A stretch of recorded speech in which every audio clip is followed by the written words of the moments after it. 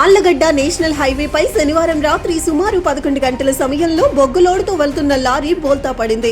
కడప నుండి నంద్యాల వైపుగా వెళుతున్న బొగ్గు లారీని వెనుక నుండి కారు అతివేగంగా రావడంతో ముందుగా వెళుతున్న లారీ క్రాస్ దగ్గర కంట్రోల్ అవ్వక అదుపు తప్పి బోల్తా పడింది. దీంతో లారీ ఇంజన్ ఒకవైపు, బొగ్గు లోడు మరోవైపు పడిపోయాయి.